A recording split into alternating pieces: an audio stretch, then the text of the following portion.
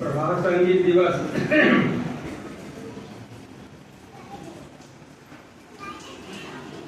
आज के ही दिन 1982 ईस्वी में बाबा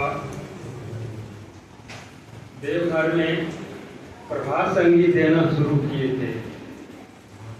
इसलिए इस दिन का विशेष महत्व है हम लोगों के लिए, भविष्य में सबों के लिए। उस हिसाब से मनाते चले हुए आ रहे हैं और जब तक धरती रहेगी तब तक यह दिवस मनाया जाता रहेगा। तो प्रभात संगीत के बारे में जानकारी भी होनी चाहिए। इसके बहुत सारे एंगल हैं, बहुत सारे दृष्टिकोण हैं, बहुत सारी चीज़ें हैं प्रभात संगीत से रिलेटेड।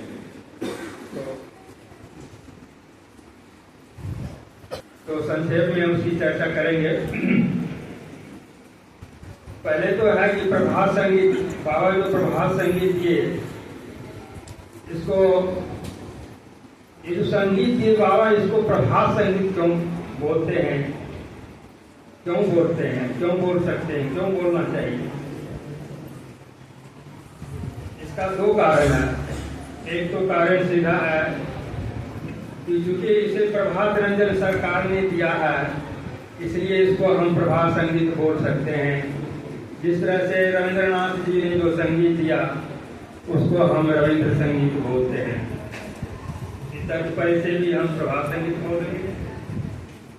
दूसरा कारण यह है कि ये प्रभात संगीत के जो जितने संगीत हैं, जितने भी प्रभात संगीत हैं, सब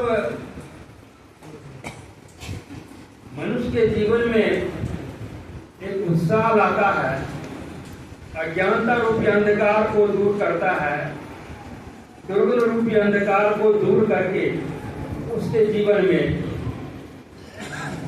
ज्ञान रूपी प्रकाश लाता है। जैसे रात के अंधकार के बाद प्रभात आने पर क्या होता है?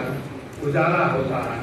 तो उसी तरह से यह प्रभात संगीत सबके जीवन में, व्यक्तिगत जीवन में, साथ ही साथ सामूहिक जीवन में भी शुभ प्रभात लाता है। उसके जीवन को सही ज्ञान, सही आध्यात्मिक ज्ञान से भरकर धन्य कर देता है। उसके जीवन में मानो सूर्योदय हो गया है।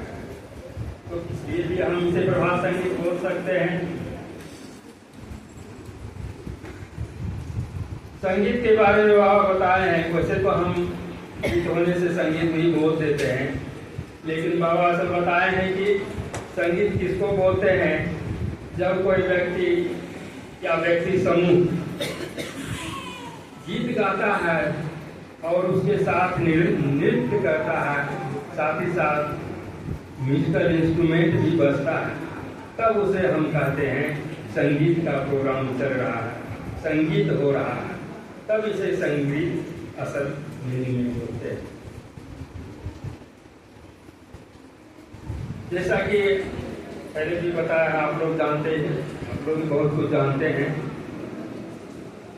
अब जब भी बताया कि बाबा ने 14 सितंबर 1982 में देवघर में प्रभात संगीत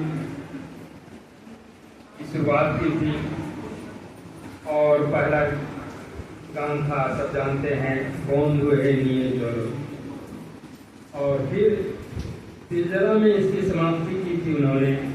तिलजला संभवतः 20 अक्टूबर 1990 को बाबा आमरा गोरे लोगों गुरु को गान देते हुए प्रभात संगीत की समाप्ति की।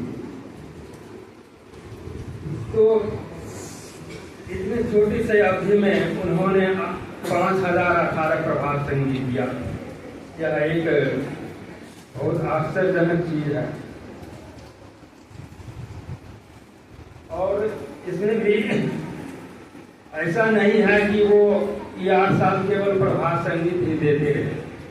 वो तो संस्था के विभिन्न कामों को आगे बढ़ाते हुए, विभिन्न ओकेजन पर विभिन्न डेली प्रवचन करते हुए, रिपोर्टिंग लेते हुए, संस्था के बहुत सारे कार्यक्रमों को आगे बढ़ाते हुए, लोगों को गाइड करते हुए पढ़ते चले जा रहे थे। उसे भी कभी कभी वो टाइम निकाल कर बैठते थे और उनकी एक टोली थी, उनका एक टीम था 4-5 आदमी का, उनको बुलाते थे और फिर बाबा प्रभात संगीत देना शुरू करते थे और उनके मुंह से जो एक बार निकलता था वो प्रभात संगीत होता था। फिर उसमें किसी तरह का करेक्शन करने की जरूरत नहीं पड़ती थी। फिर बाबा इसमें अपने से ही इसका सुर भी देते थे और उस सुर में 2-3 बार गाकर इस टीम को ट्रेंड कर देते थे। फिर इस टीम के लोग और इसका अभ्यास करके दूसरों को सिखाते। फिर प्रभात संगीत की किताब बनती थी, जैसे कैसेट में डाला जाता था, बाद में तो फिर सीडी में। अब तो सभी के पास मोबाइल में इसका है, उनके मोबाइल में इसका है, जब चाहे तब प्रभात संगीत चला कर सुन सकते हैं। तो इस तरह से उन्होंने प्रभात संगीत दिया। अब है प्रभात संगीत जो उन्होंने दिया, इस प्रभात संगीत के देने से इस क्षेत्र में, संगीत की दुनिया में बहुत सारे कीर्तिमान स्थापित हुए जो आज तक नहीं हुआ था, वो हुआ। अब सोच रहा काउंट करते हुए आगे बढ़ते हैं। नंबर 1 तो सबसे पहला कीर्तिमान तो यही है कि आज तक इस धरती पर किसी ने इतना संगीत नहीं दिया। 5018 प्रभात संगीत आज तक कोई भी संगीत आज तक नहीं दिया। कोई इस संख्या के आसपास भी नहीं आया।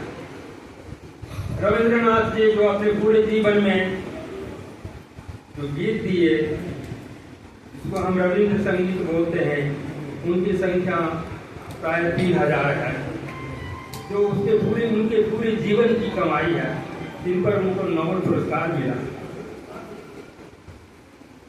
तो कोई भी व्यक्ति, कोई भी संगीतकार, कोई भी गीतकार बाबा के आसपास भी नहीं पहुंच पाए। दूसरा कीर्तिमान है कि बाबा ने केवल एक ही भाषा में नहीं बल्कि विभिन्न भाषाओं में ये संगीत दिए।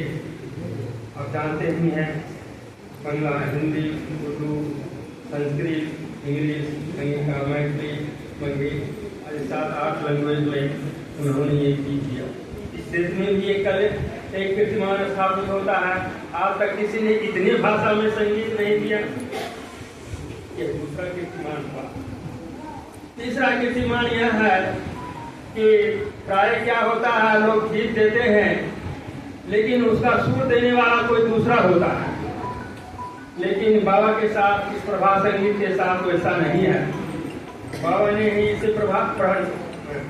प्रभात संगीत दिया और बाबा ने ही इसका सुर दिया।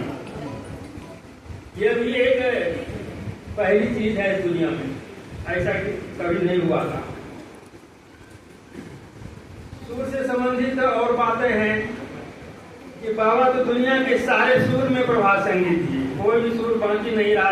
पूरे धरती के कोने कोने में जा कहीं भी जिस तरह का सुर राग राग चल रहा था, सबों में उसने दिया।